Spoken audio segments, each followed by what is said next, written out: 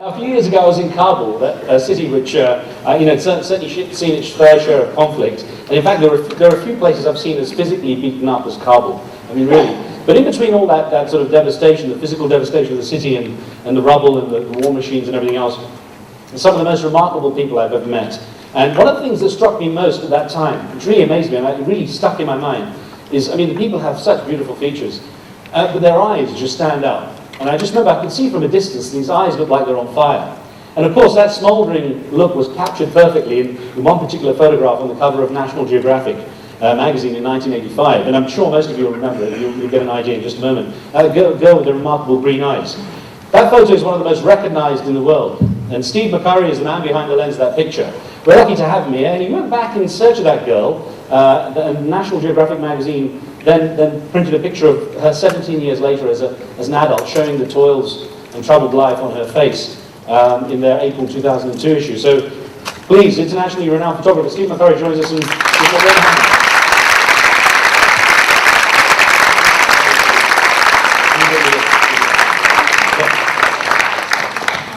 Thank you very much for coming. It's great to be here. I've admired Riz for many years, watched in many hotel rooms around the world. Thanks to Mark for his help bringing me here. Actually, most of my career at National Geographic has been actually in this neighborhood. I came over in 1978 on just a 2-week trip to photograph in India. And that two-week trip turned into 2 years. I actually ended up becoming completely fascinated and amazed at the cultures all over South Asia, and spent 2 years here. And then I went back home, had looked at my pictures for 2 years, went back and started editing the work, and went to National Geographic hoping I could maybe take pity on me and give me an assignment. In fact, they did. They gave me 2 assignments based on that work. And the first assignment was in Baluchistan, just not that far from here, in the province of, one of the provinces in Pakistan. So I went to Baluchistan, and when I got there, I was informed that the whole province was off limits to foreigners, except for Quetta and a couple other small towns. So I didn't know what to do. I thought, well, should I just call the Geographic and tell them I can't do the assignment or whatnot? I decided just to persevere, and I decided I would just try and go to these places without permission. So, which is what I did, and I ended up getting arrested and put in jail for 5 days, not too far from quite a place called Michigan. And I thought, oh, now I've really done it. I'm going to be deported and whatnot. But after those days, they let me go with my translator. We had tried to, we were in a restricted area up near the Afghan border. Of course, the highlight of my career was in when I found this amazing little refugee girl in a refugee camp outside of Peshawar. I wanted to run through kind of an overview of my pictures kind of leading up to that point. And so if we could lower the lights, and then I'll get into that story. Right before the monsoon, there was a sort of very enormous buildup of heat and dust and wind. I got these women huddled in this dust storm. And then, of course, the rain comes, and it's either too much water, not enough water, it's flood. It's a little dog which was just kind of locked out of the house, and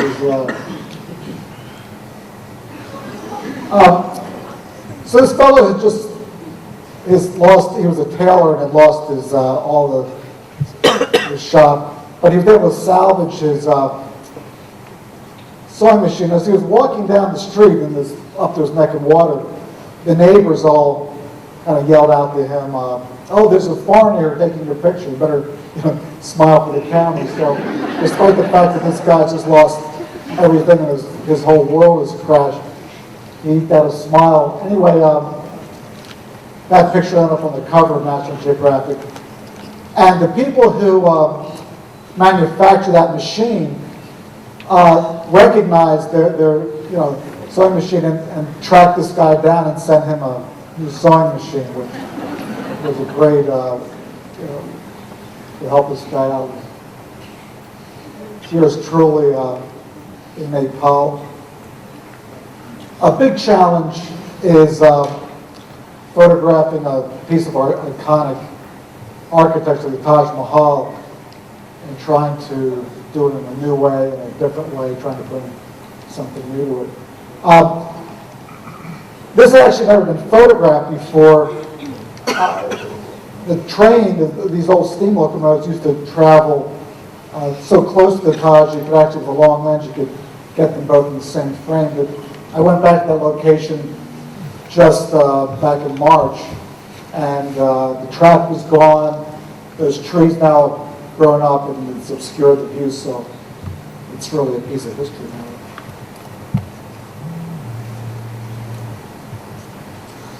They had locked the door between the kitchen and the rest of the train, so when we ordered breakfast, they had to pass the breakfast on the outside of the train. This is outside of Peshawar. And my assistant held my legs, which I was just grateful he didn't let me go.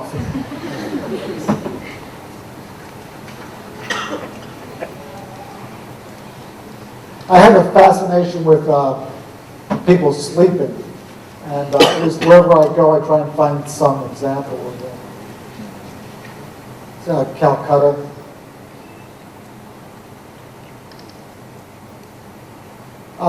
Rajasthan is one of the great places to photograph. I saw this lady in Brindavan, not too far from Delhi, and I got fascinated with the fact that she had that condition and she was able to get around. And as we started talking to her, and despite the fact that she was a widow, had lived in this village alone for the last 60 years, she had this amazing kind of great sense of humor, and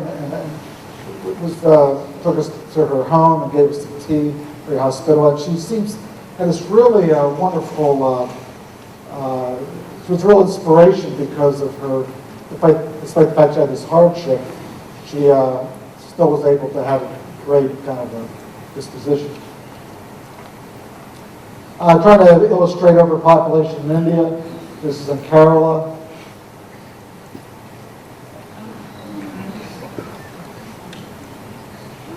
This is actually the Kumbh Mela, which I attended back a few weeks ago in Hardwar. This is in Allahabad in 2000. There were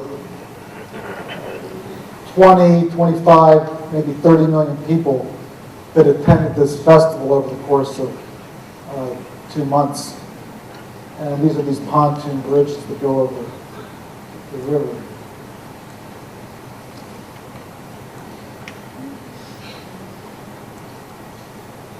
These are the stars of the event, the sadhus.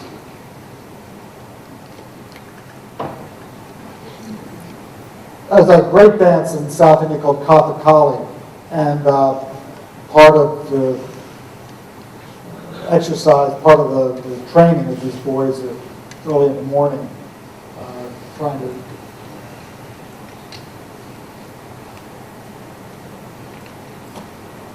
Benares, thanks to the Ganges, another great place to photograph. These are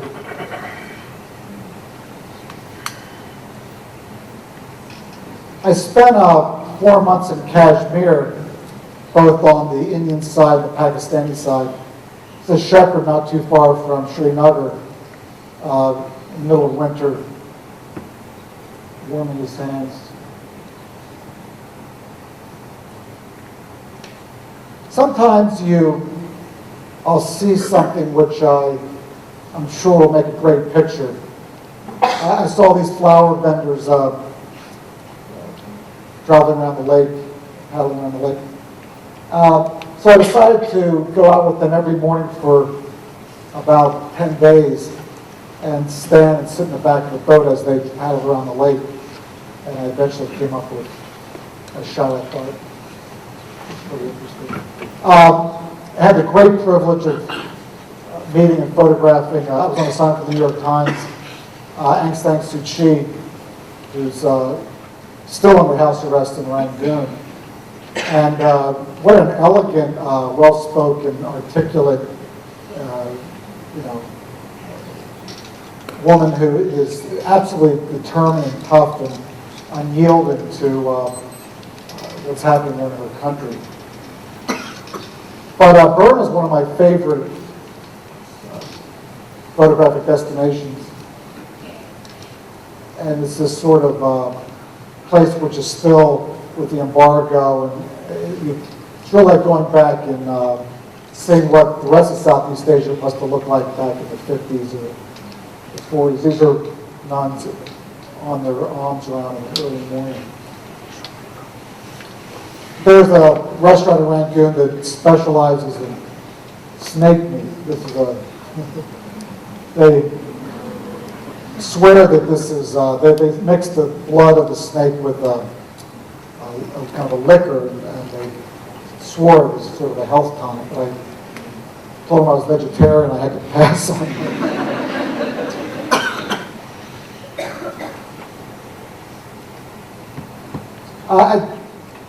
One of the great places I photographed in Cambodia is Angkor Wat. I had gone there with, in 1988 with, it was the New York Times, ABC kind of coat. We shared expenses on this chartered flight from Bangkok to Phnom Penh. We went with it was Diane Sawyer from ABC News and the cast from The Killing Fields, that movie with about the New York Times reporter. Anyway, I always wanted to go back, and eventually went back and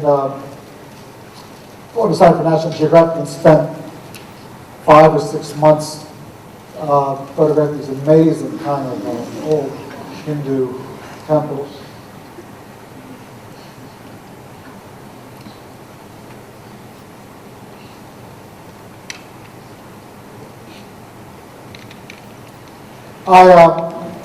This is a Hindu deity which the devotees and the pilgrims will come and deposit a little bit of offering at this particular site. I actually, when I got back to New York, I made a print of this for my dentist, and she wasn't amused.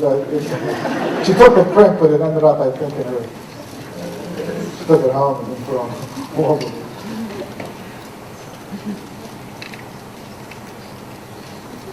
This is a pet. I was really quite, it was interesting, this snake kind of slithering through the living room. Not too far from, this is one of the pictures from my Baluchistan coverage. It's outside of Karachi. They have a shipbreaking yard, and they break these enormous ships up on the beach and then cut them apart with gas torches. Another yard outside of Bombay.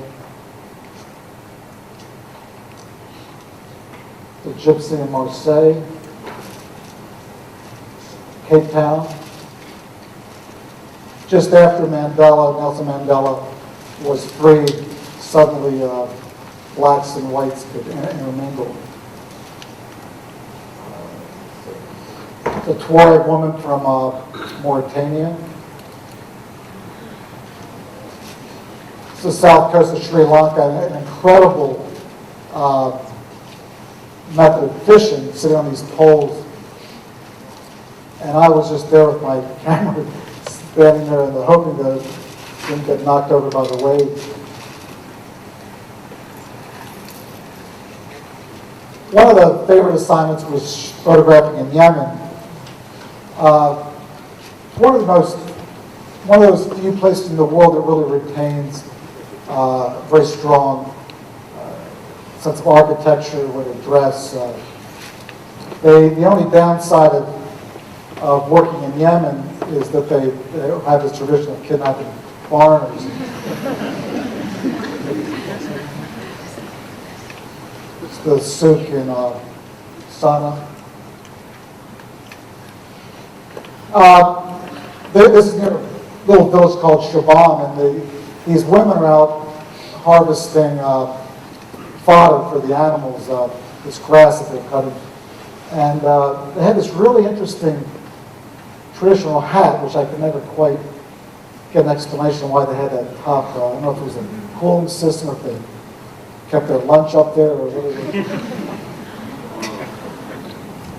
I was walking on the street in Peru, and this little boy his friends had been tormenting him. And it's a plastic gun. It's not a real gun, but still he was very kind of upset. So I did in Los Angeles, one of the stranger places I've been.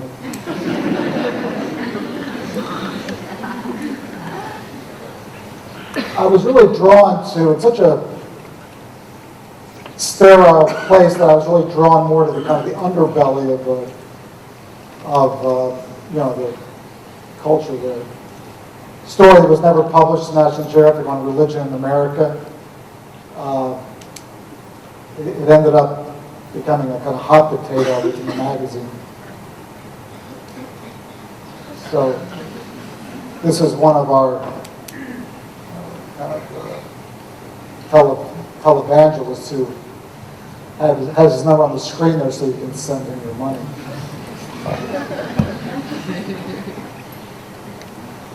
This is the reason why the story was killed. Or it's Jimmy Swaggart, who ended up getting into a scandal with them. Probably the most visual story I ever worked on was the Gulf War back in the early 90s, when all those oil wells had been set on fire. And it was really the battlefield was, and the look of Kuwait, and was really like this enormous movie set, a kind of end of the world sort of scenario, where it was all this these cars and all this destruction, and the zoo had, the Iraqis, when they left Kuwait City, had either killed part of the animals or let them go. This is a hippo who had been, they just opened the gates of the cages, and he was just wandering around the city. And all these migratory birds, which normally thought that they were landing in lakes of water, ended up landing in lakes of oil. And actually, most of those birds died.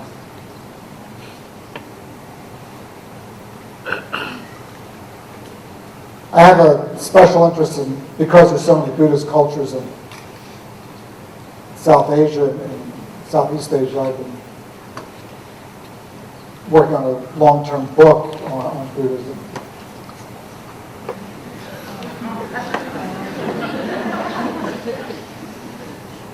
So views from, this is in India, Bodh Gaya, a nomad, and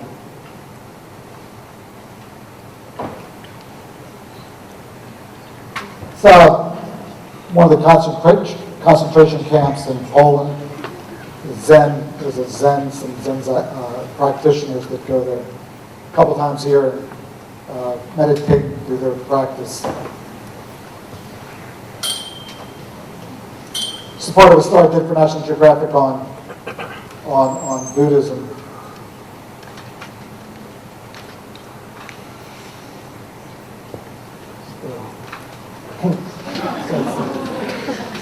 world's largest monk, I think. The story worked on Tibetans. I was actually, I was in this very kind of mellow mood after driving through all, the Himalayas and all these monasteries. And I left Tibet to go back home on September the 9th, 2001. And by the time I got home, the evening of the 10th, I woke up the next morning on September the 11th. I actually lived just a few blocks from Lower Manhattan. I woke up in the morning, went down to my office, and we got a phone call from, they said, oh, the World Trade Center's on fire. So I rushed up on the roof of my apartment building, and to my horror, one of the towers just collapsed and imploded, and I actually photographed it right off the roof of my building. So I went right down immediately to down to the World Trade Center, walked down, just took about 20 minutes, and spent the whole day there photographing and kind of documenting this kind of terrible disaster. And it became clear after a few hours that this whole kind of plan had been hatched in Afghanistan, a place that I've worked at been there 30 times over many years. And I convinced the National Geographic to send me back to do a kind of a look at Afghanistan after. So I went back as I was driving around central Afghanistan, I noticed these two natural stone formations that really reminded me of the World Trade Center. It's a tea shop. Again, another reminder of this poster on the wall of Lower Manhattan. This is downtown Kabul back in 2002. These men on the right actually live in that building behind that red blanket. And the amount of brutality and the devastation and the destruction was just completely overwhelming. It's a man who had been accused of some crimes and led through the streets and eventually executed. These young boys who should be, out doing their homework or playing football or standing guard at different points around the city. So, up in the region of Nuristan, I visited a series of mental hospitals. You could barely call them hospitals. They're just these buildings they had deposited all these mentally ill people and just left there to basically, rot. And as you can imagine, with all the war of the past 30 years, there was an enormous amount of widows. This is a woman of mosque trying to appeal to somebody to travel down to Kandahar and visit my favorite dentist there.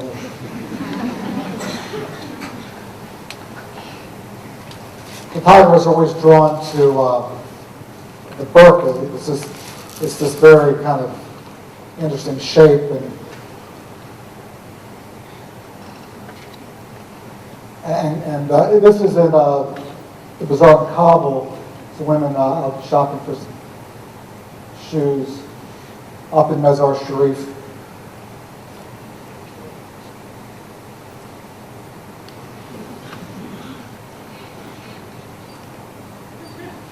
Some Kuchi nomads down in Kandahar. praying at the end of the day. Central Afghanistan, this is very close to where the Buddhas have been. A brick kiln in Kabul, in Kandahar.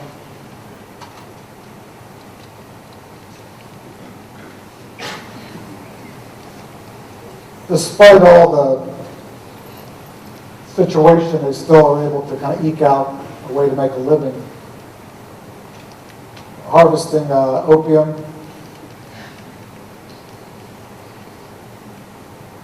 The Afghans, when it comes to getting around, they have no problem with just jumping in the trunk of a car. And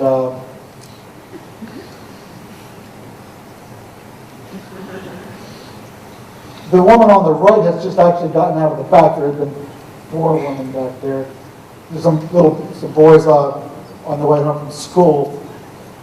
It's a '59 Chevrolet. There's must have been 30 people in that, at least 20. I did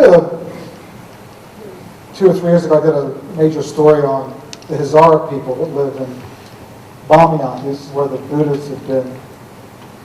This is from '92, before they were destroyed. Kabul is a Shia community, of course, month of Muharram. And being an outsider, and it was so fascinating to have heard about this, see and then actually be there and witness it, and realize for these people, this is completely right and normal, and it's the way they are able to show their honoring the memory and mourning the past of Imam Hussein. As you all know better than I, it's photographing women in Muslim countries is very difficult, although in Afghanistan and Pakistan, it's completely culturally acceptable to photograph young girls. So in my stories in the Geographic, I've kind of gravitated towards going to school and photographing girls on the street. A little girl in Herat, it's her first day of class. Kabul. Little Hazara girl with her mother who's off the frame, out of the frame. I just ran into this little girl on the streets of Peshawar, and she had this kind of really wonderful look. It almost looked like a Renaissance painting. This is actually Sharbar Gula, this Afghan refugee girl that I photographed in 1984. And when I first saw her in the corner of this classroom, she very shy and a little bit timid and reluctant to be photographed. And I photographed some of her other fellow students and living in Pakistan or Iran because there had been this systematic destruction of Afghan villages by the Soviets, and they were trying to just empty the countryside to deny the Mujahideen from any kind of help or assistance. So she was, once this picture ended up on the cover, we had literally thousands of letters and people wanting to help her and to send her money and clothes, and there were even men who wanted to marry her. This incredible outpouring, and it didn't subside for years and years and years. We kept having people wanting to know what happened to her and how could they help her. And there were even people who volunteered to come to the camps in Pakistan to help based on being inspired by this picture. So in 2002, when we heard that the refugee camp where I had photographed her outside of Peshawar was going to be moved, and it was going to be the last chance to really find her, because I had photographed her in that camp, and we were hoping that by going back we could hopefully find somebody that would remember her. So we had some help from some of the elders of the refugee camp, and we literally went all over, and for a couple of weeks talked to hundreds of people, showing them the photograph.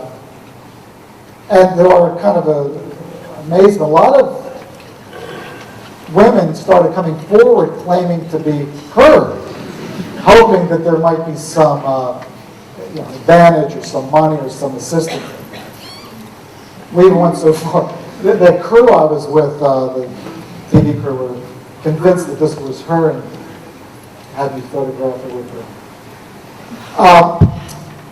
Eventually, one man said that, I remember her, but I need some money to go and find her. So we kind of reluctantly, we didn't want to leave any stone unturned, so we agreed to pay him his fee and kind of forgot about it. 3 days later, he came back with this gentleman. And we got very excited, because as soon as he walked in the room, he had these amazing eyes, and he said that Sharbal Gula was his sister, and that would we like to meet her? I said, well, yeah, I think we would. So in walked the Afghan girl 17 years later. I was, you have this memory, you have this expectation that the person who's going to be walking into the room is going to be the same 12-year-old girl in that maroon shawl. And so when she came in as a 30-year-old woman, it was kind of a surprise. And she had had a very difficult life living in this refugee camp. She had been an orphan. But yet we were completely over the moon happy that she was still alive. We had had reports that she had died in childbirth, that she had been killed. And the best part was that now we were able to give back to her after all the usage of the picture. Anyway, we were trying to authenticate and went to an eye doctor to see if it would match up with this is her husband, who had worked in a bakery making less than $1 a day. They were completely oblivious to the fact that her picture was published literally hundreds of millions of times. It's her and her brother, and one of her 3 children. We asked her, what can we do for you? Now that and her first thing that she mentioned was that she wanted an education for her daughters, which we were happy to help with. And the other thing she wanted was to perform a Hajj to Mecca, of course. And the Geographic said that'd be fine, they'd be absolutely happy to do that. She said I wanted to go with my husband, and then the Geographic, then she wanted her brother to come along, and eventually became a group of 11 people. Afghans are very clever. When they see an opportunity, they really they go for it in a big way. The magazine wanted me to quickly, within a day or two, make some pictures for the Geographic. So I asked her if she would stand with her burqa and hold a picture of herself as a young girl. So this was the way the cover looked. This is in April of 2002, which is the one word found. Based on our finding her, suddenly we got all these donations. More than $1 million came in. And we took that money and built a school in Kabul for girls' education. And this is from that school. So it was great to have this, this kind of win-win situation where she benefited and we were able to give back to the actual many of the girls in Afghanistan. This school was able to provide education for 300 girls. There were 2 shifts, one in the morning, one in the afternoon.